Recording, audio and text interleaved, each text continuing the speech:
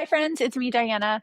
You're going to have to excuse the fact that I think that there's some construction going on, so it might be noisy on this recording. But I was excited to talk to you today about this topic because it has really affected me over the last 12 weeks since my surgery. And I thought I had some really, really good information for you guys about why I'm such a huge cheerleader for keeping it moving when you're going through a difficult time. So I had surgery 12 weeks ago, and I was not completely ignorant of the fact that going through a major surgery like that, having like everything removed off the bone and then put back on with screws was going to be really difficult, but I didn't understand until I went through it what actually that does to your mind to not be able to move or help yourself or take care of yourself, get up and down off the toilet, get to your bed. Like it really was difficult those first 3 or 4 weeks. Obviously, like I couldn't keep the house clean. I couldn't really move laundry over. I could fold laundry. I did a little bit of laundry folding, but you feel really helpless. And that's a really weird thing when you're a mom. And I've been a business owner,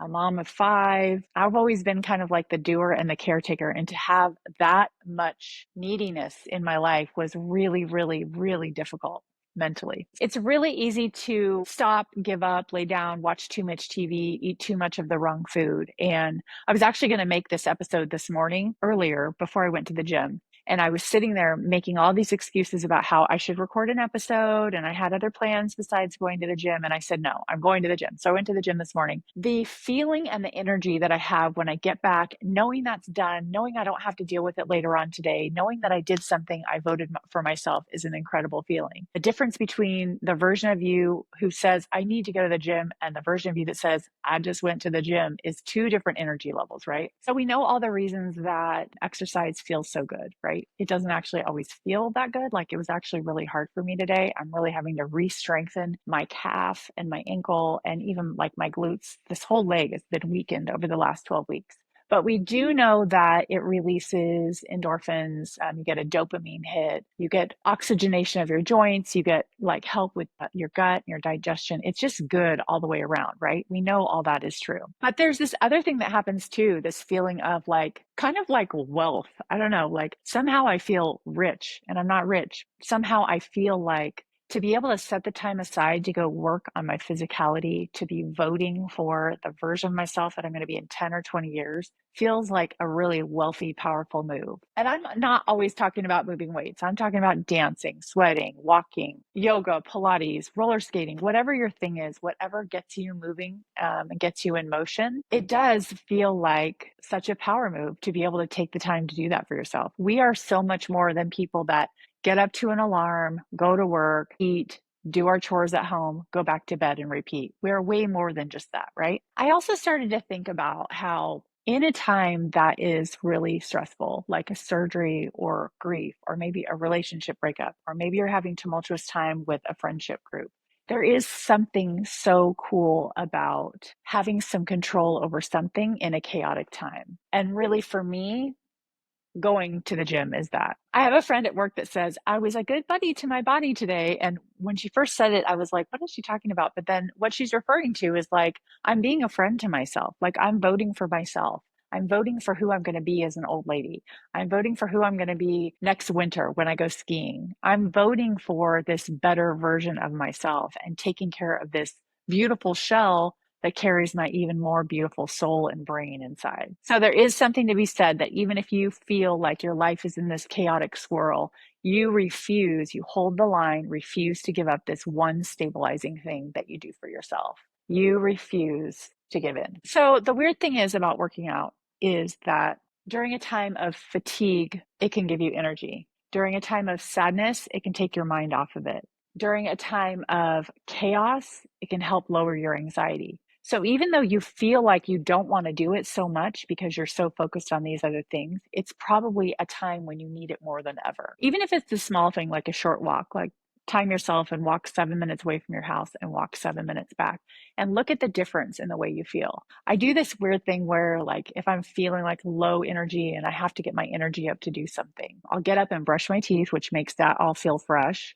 And then while I'm brushing, I'll do some quick squats and it gets the blood moving through my body. And the version of Diana before that with the bad breath and the like blood that's all like stagnant, and the version of me after when I have fresh breath, it's like a whole new woman, right? It's a way of me voting for myself. It's a way of you honoring yourself. It's a way for your brain to say, hey, we've got our back. Let's get up and move. If you have stalled out and you feel like you need a quick way to get going, think of a friend that you could meet and walk and talk with. There is probably no better gold in the world than walking and talking with a friend about something that you care about.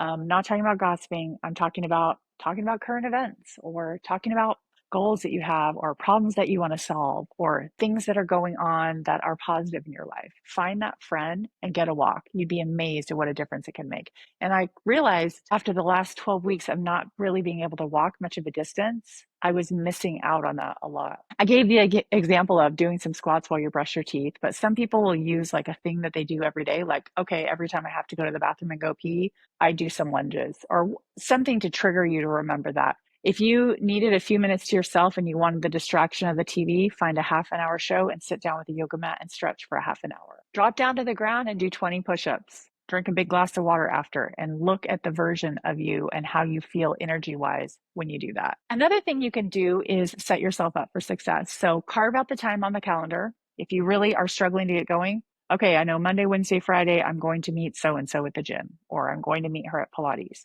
Lay out your leggings so that the first thing you do when you wake up is know that you got to get up and get your workout clothes on and get that done. Don't put any pressure on yourself to be perfect. You do need some positive pressure. So reach out to friends and let them know what you're trying to get started with or get back into. Invest in a trainer. Get somebody that can help you and put a plan together that's realistic for you. But let go of the perfectionism. Just because your ankle or your whatever that version is for you isn't quite up to snuff yet, or you're not feeling great doing it, doesn't mean that it doesn't still count. Pretty much every little thing you do is a step in the right direction. So keep that in mind. It doesn't have to be perfect. It just has to be something. When we're going through something chaotic, there is this need to hang on to some kind of normalcy. And for me, a little bit of working out has gone a long way.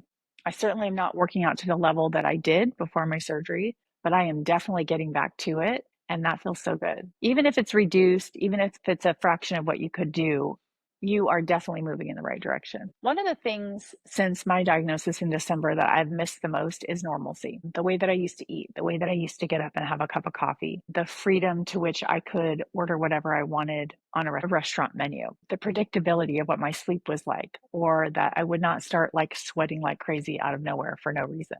Those things I can't control. Not yet. I'm working on it. But what I can control is how I move my body on a regular basis. And there's this piece of normalcy that I so badly want to hang on to because everything else feels so chaotic and unpredictable. I feel like I don't wake up and look the same every day. I don't feel the same every day. Sometimes I feel pretty great ish. Sometimes I don't feel very great at all. So it's very hard to plan my life around that.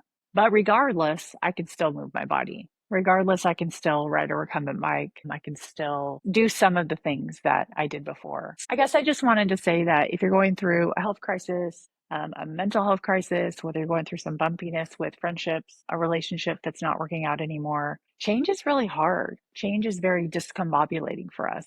Humans like that safety. Our brains like the same thing. And also, change is good. Like, maybe you're getting out of a crappy relationship. And yeah, it's going to take some work to figure out the finances and the living situations and how you're going to be sharing the kids. But sometimes change is a very, very beautiful and refreshing thing. In times like that, where we're struggling for balance, there is something so normalizing about sticking with a health routine and really putting some effort into moving your body. So I'm a big cheerleader for it. I've benefited from it. I've also not done it and seen periods in my life where I'm not taking care of myself the way that I should. And I'm a way better version of myself when I do take care of my physical health. So I wanted to come on here today and do a big plug for it because I know that there's a lot of people out there that are dealing with more difficult diagnosis than I am, who are taking care of their parents, dealing with children with special needs and all of that.